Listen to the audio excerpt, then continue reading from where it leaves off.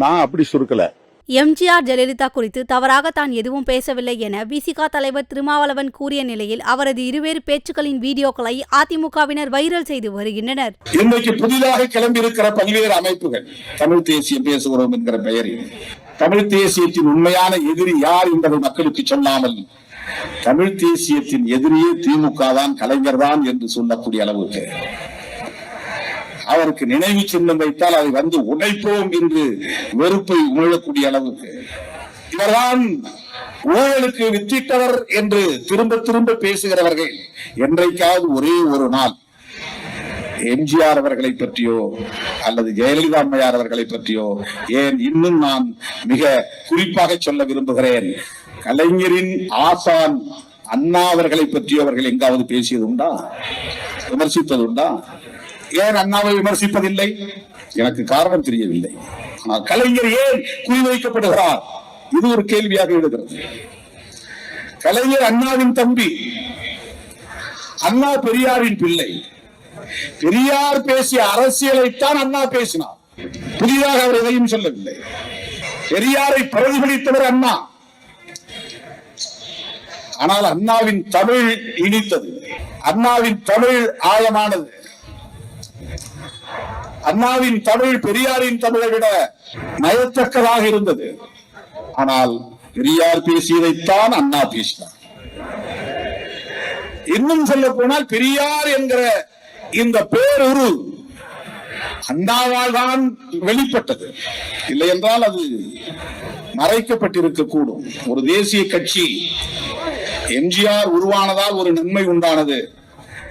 எம்ஜிஆர் கலைஞருக்கு எதிராக விமர்சனம் செய்தார், வெறுப்பு அரசியலை விதைத்தார், அல்லது திராவிட இயக்கத்துக்குள்ளே பார்ப்பனியத்தை ஊடுருவ செய்வதற்கு காரணமாக இருந்தார். ஒரு பார்ப்பன பெண்மணியே ஒரு திராவிட இயக்கத்தின் தலைவராவதற்கு அவர் பாதை வகுத்து தந்தார் என்ற விமர்சனங்கள் ஒருபுறம் இருந்தாலும் ஒரு நன்மை வாய்த்தது என்னவென்றால் தேசிய கட்சிகள் இங்கே காலூன்ற முடியாமல் தடுக்க முடிந்தது. திமுகவா அதிமுகவா என்று 50 ஆண்டுகளுக்கு மேலாக இந்த அரசியல் சுழல நேர்ந்தது.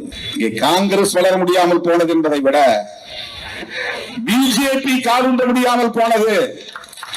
அதற்கு மிக முக்கிய இன்னொரு காரணம், பல காரணங்கள் இருந்தாலும் காங்கிரஸ் இங்கே வலிமை பெற்று இருந்திருந்தால் காங்கிரசுக்கு எதிராக பிஜேபி காலூன்றி இருக்கும். ஒரு தேசிய கட்சி இருக்கிற இடத்தில் காங்கிரஸ் எந்த இடத்தில் இருக்கிறதோ அந்த இடத்தில் வேகமாக பிஜேபி வளரும். மாநில கட்சிகளோடு அவர்களை பொருத்தி பார்க்க வாய்ப்பில்லை. தேசிய கட்சிகளோடு தான் மக்கள் பொருத்தி பார்ப்பார்கள்.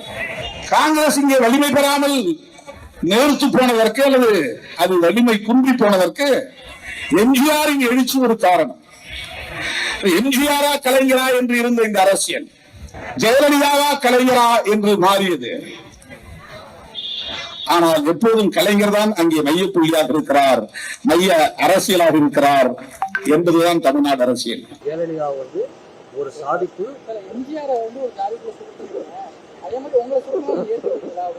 நான் அப்படி சுருக்கல, அது தவறா புரிந்து கொள்ளப்படுகிறது.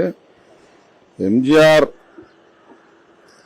தலைமையில் அதிமுக இயங்கியதும் ஜெயலலிதா அம்மையார் தலைமையில் அதிமுக இயங்கியதும் கருணாநிதி எதிர்ப்பை முதன்மையாக கொண்டிருந்தது என்று விளக்கும் ஒரு உரையாக என்னுடைய உரை அமைந்திருந்தது. அப்போது ஜெயலலிதா அம்மையார் தன்னை ஒரு பார்ப்பன பெண்மணி என்றே பகிரங்கமாக சட்டப்பேரவையில் அறிவித்துக் கொண்டார். அதனால் அதிமுக மீதான விமர்சனம் இங்கே பார்ப்பனர்கள் அல்லது பார்ப்பனியம் என்கிற சமூகத்தினரால் அல்லது சக்திகளால் பெரிய அளவில் விமர்சிக்கப்படவில்லை. கலைஞரை எதிர்த்த அளவுக்கு, விமர்சித்த அளவுக்கு அந்த ஒரு குறிப்பிட்ட சக்திகள் அதிமுகவையோ அல்லது எம்ஜிஆர் அவர்களையோ அல்லது ஜெயலலிதா அம்மையார் அவர்களையோ அவர்கள் ஒரு பகையாக கருதவில்லை, எதிரியாக கருதவில்லை. இந்த பொருளில் நான் அதை சொன்னேன். அவ்வளவுதான். அவர்களை அப்படி சுருக்க முடியாது. எம்ஜிஆர் அதை கடந்தவர், ஜெயலலிதா அம்மையாரும் அந்த எல்லைகளை கடந்தவர் என்பது எல்லோருக்கும் தெரியும்.